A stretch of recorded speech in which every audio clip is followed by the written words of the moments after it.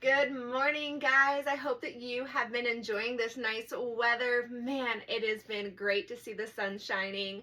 So, welcome to Health Huddle. My name is Madison Book. I'm a clinical social worker with a location in Oakley and in Greenfield, but also able to serve all Kansas residents via telehealth.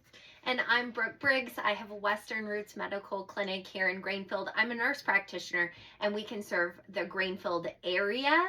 But as long as you're in the state of Kansas, when I see you, we're both able to serve you. As long as you reside in the state when we see you. We're so excited today to talk about something that we feel like impacts both of our practices so heavy and is so misunderstood. Yeah, and honestly, it's an area that I find myself constantly, like if I'm going down a rabbit hole of research, this is an area I typically get stuck in because there's so much more that I wish I knew. Absolutely. And if we did look at something in this realm, would it fix 7 other things for you? Yes. Are you guys interested yet? Do you know what we're talking about? I would never have, by listening to those descriptions, I never would have thought of the topic that we're about to talk about. And that it impacts any age, any sex, any ethnicity. This is a biological situation, but it is like if you are human, this could impact you, or at least a loved one. Absolutely. So what is it? Dun, dun, dun. We're going to talk everything about airway and airway disruption. Yeah, disruption's a great way to put it, especially when we tie our two worlds together. Absolutely. So, 4 years ago, I fell in love with this idea of healing our mental health through our entire body. And that started with the vagus nerve and polyvagal theory. And that started because of this. Yeah. I was seeing all these sinus infection kiddos that all of a sudden had these skyrocket of behaviors and anxiety. Yes. Started to research and go, whoa, okay. You would not believe in my day how many times I think about your airway. When I'm visiting with you, if you're starting to talk about depression or anxiety or non-restful sleep or night terrors or bedwetting, like I can give you a million different ideas that would trigger in my brain, I need to look at their airway. Yeah, and I'm thinking like, man, you have asthma, you have chronic allergies, you're someone who gets strep throat all the time, and you're telling me you have mental health stuff? Like, it all just goes together so much. And so often in traditional medicine, we want to make it be about the actual problem. Like, we want to make it be about anxiety. We want to make it be about the strep throat. We want to make it be about the sinus infections. But what causes all of them? And that's really where both of us really like to sit. That's the realm we both like to sit in, is not what, but why. Yes, and this is why we find so much value in being able to support you guys from a team approach, is because we are working together and also with other team members that maybe you have on your treatment team of why. So let's kind of break that down a little bit of why this is such a big deal. Yeah. When we experience stress of any kind, the first thing that happens in our body is to prepare us to fight, flight, or freeze. And one of the very first areas you feel that is from here to here. So guys, your heart rate is increasing, your muscles are tensing, and with that, your airway fluctuates. So when anything impacts your airway, your brain is told, be worried, be prepared, let's get set. Absolutely. And we can actually see changes in the shape and in the size of the airway in a fight or flight mode or freeze mode, or in a rest and digest or like a relaxation mode. We can actually see changes in your respiratory rate, in your depth of your respirations.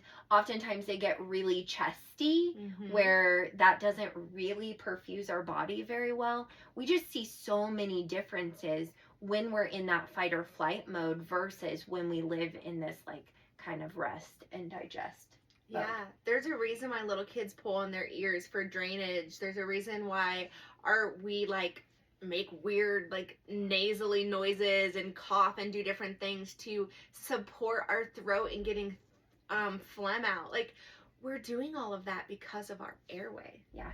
So I recently had okay, so first thing I want to say is airway problems are not just on overweight people. Mm-hmm. Please hear me so loud in that you do not have to be overweight to have an airway issue. If I could write that to every single provider and be like, stop screening sleep apnea based on size of the patient. Mm-hmm. I recently had this 65-ish year old lady waking up every day in a panic. And I'm like, yeah, what, like, do you sleep well? No, I don't sleep well. Do you feel rested? No, I don't feel rested. Are you worried when you wake up? I don't know. No, not really, but I feel panicked. And so we ran a basic screening on her oxygen, and she's like 60s at nighttime. We got it treated, and her anxiousness when she wakes up is gone. Yeah. Right? Like, we still have a lot of room to go, obviously, with that, but the anxiety was absolutely 100% related to the lack of oxygen at nighttime. Yeah, because guys, remember, our brain does not have stress on a dial. It's an on and off switch. Absolutely. And so when there's anything in our body that gets set on alert, your airway, your entire system goes into that stress response. And it doesn't take a 60%.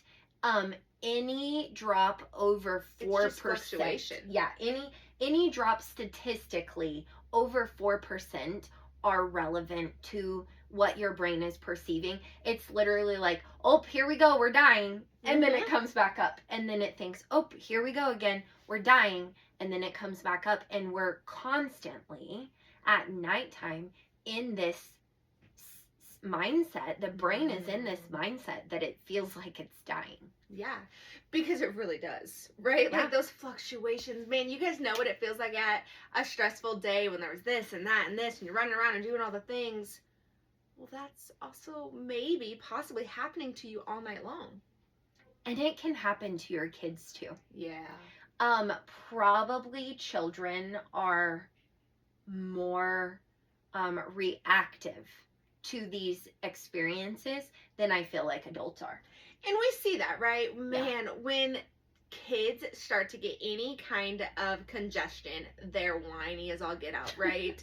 And that makes sense because their body is getting alerted nonstop that danger is there and they need to be prepared for it. So if your kiddo wakes up on high alert every day, I would absolutely pin that as a red flag that there's something going on with their oxygen. Mm-hmm. And to be 100% honest, I had no idea that children had sleep apnea problems or oxygenation issues or tight airways. Like, I didn't even realize that was a problem when I first came out of school. Like, I was never educated to look at those types of things to being the root cause to our mental health struggles, our lack of self-control struggles, our lack of restfulness and feeling tired all the time struggles.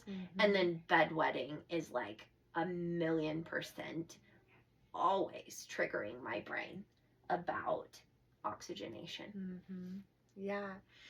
I am excited about this conversation. We're going to go a lot of directions, and we have been really trying to be mindful about the amount of time we are doing these. This is going to be a couple weeks series, but let's start this conversation, guys. Let's talk about what are you curious about when it comes to this information, because remember, this is not replacing any kind of medical advice. This is not diagnostic. This is just providing you guys educational material so you can go and make your best informed decision for your care and the care of your children. But this does not replace actual medical advice. So next week, what I would like to focus in on is how do we screen for problems and what type of symptoms. I know we've like shot around like a lot of them, but I really think like proper screening. Do you have a screener? Yeah. Okay, I do too. What if we just like go through the screener? Yeah, okay. We're absolutely, Yeah. That's what I think we need to do is we need to tell you guys what we do to screen these things and how it looks like in our offices. And then I also want to spend a little bit more time talking about symptoms. I think that would be a really good introduction and way to get started into this airway series for next week. Yeah, so guys, jump on, join us next week. We're going to continue this conversation about airways because there's a really good chance that someone you know or love, this could support them. Absolutely. So tune in next week. We're going to bring you packed full information, and we hope you can join us. Thanks, guys.